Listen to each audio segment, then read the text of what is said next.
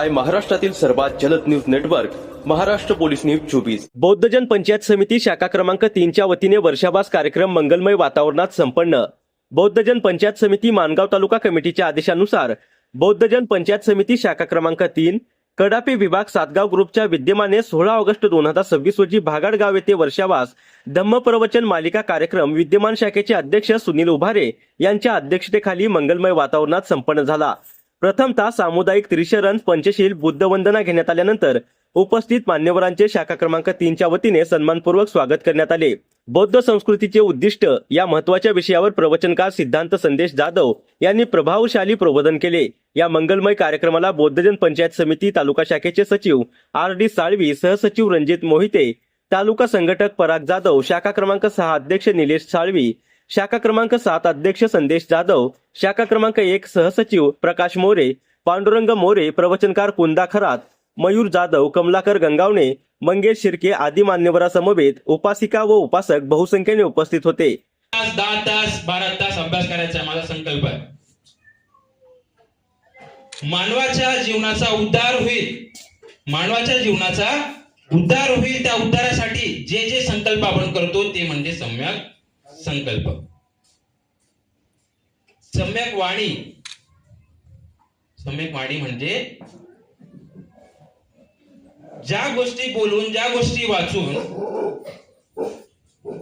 आपल्या व्यक्तिमत्वाचा अविकास होणार आहे, त्या गोष्टी न बोलता न वाचता ज्या गोष्टींनी आपला उद्धार होणार आहे, ज्या गोष्टींनी आपल्या समाजाचा उद्धार होणार आहे,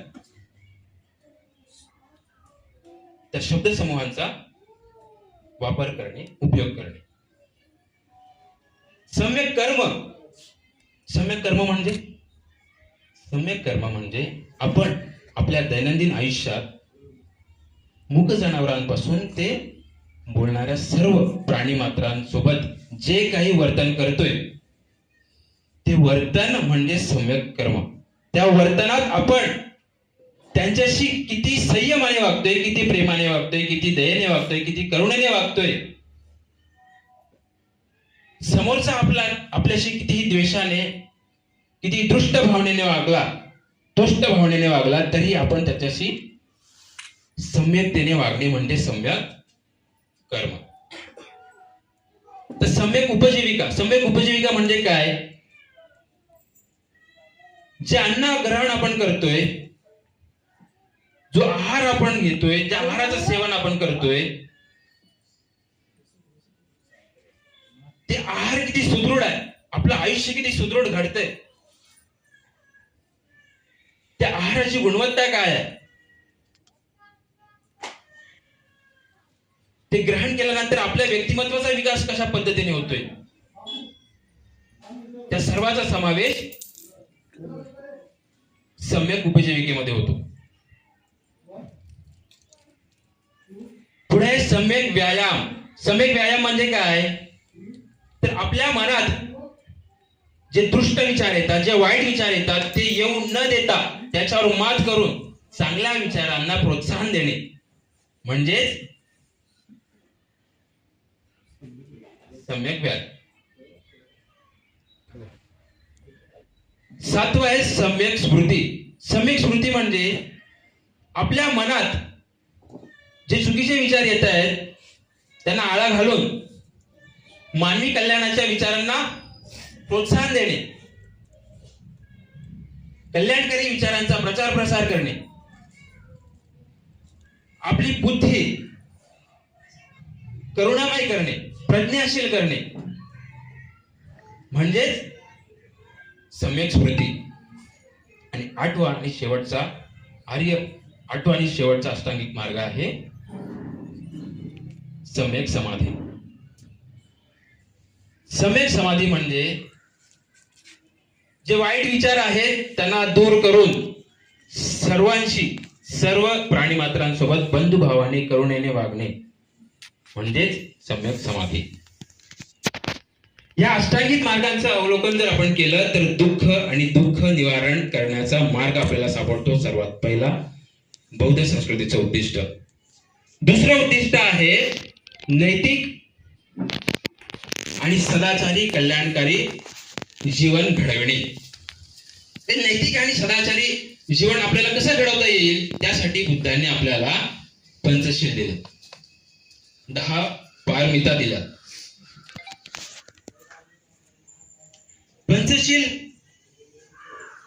पंचशील म्हणजे काय, तर जे त्रिसरण पंचशील आपण घेतो, नमो तस्स भगवतो अरहतो सम्मा संबुद्धस्स 3 वेळा, बुद्धं शरणं गच्छामि, धम्मं शरणं गच्छामि, संघं शरणं गच्छामि. द्वितीयंपी तृतीयंपी झाल्यानंतर पाणाती पाता वेरमणी सिक्खापदम समादियामि, अदिन्न दाना वेरमणी सिक्खापदम समादियामि, कामे सुमेच्छाचारा वेरमणी सिक्खापदम समादियामि, मुसावादा वेरमणी सिक्खापदम समादियामि, सुरा मेरय मज्ज प्रमाद ठाणा वेरमणी सिक्खापदम समादियामि. पाणातिपाता वेरमणी सिक्खापदम समादियामि म्हणजे मी कोणतीही जीव हिंसा करणार नाही, मी कोणत्याही जीव हिंसेपासून अलिप्त राहण्याची प्रतिज्ञा करतो. दुसरं, अदिन्न दाना वेरमणी सिक्खापदम समादियामि, मी कधीही चोरी करणार नाही, कधीही लबाडी करणार नाही, त्यापासून मी अलिप्त राहण्याची प्रतिज्ञा करतो.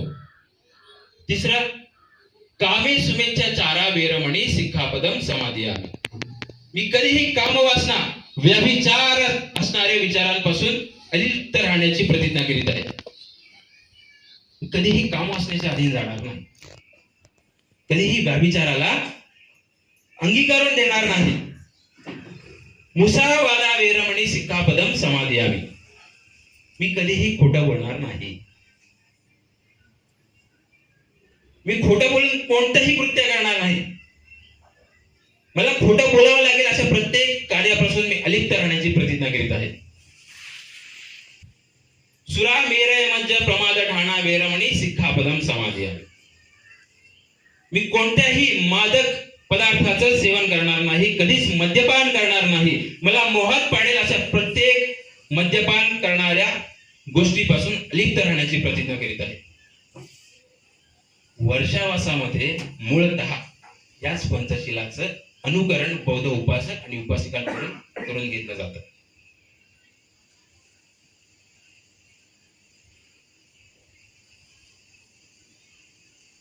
पुढे आहेत 10 पारमिता. त्यातली पहिली आहे शील. आता शील सांगितलं तुम्हाला, 5 शील. जीव हिंसा करणार नाही, चोरी करणार नाही, व्यभिचार करणार नाही, खोटं बोलणार नाही आणि मद्यपान सेवन करणार नाही. या शिलांचं आचरण करणे, आपल्या दैनंदिन आयुष्यात ह्या प्रत्येक शिलाचं पालन करणे म्हणजेच शील. दुसरा आहे दान. माझ्याकडे जे काय आहे, माझ्याकडे पैसा नाही, माझ्याकडे संपत्ती नाही, पण माझ्याकडे विचार आहे, माझ्याकडे करुणा आहे, माझ्याकडे भावना आहे, मी प्रत्येकाला त्यातली माझी सद्भावना दान करेन. तिसरा आहे उपेक्षा. उपेक्षा म्हणजे मी अपेक्षाहीन आयुष्य जगेन. मी मगाशी सांगितलं, दुःखाचं मूळ कारण अपेक्षा. तिसरी पारमिता मी सांगते तुम्हाला, उपेक्षा.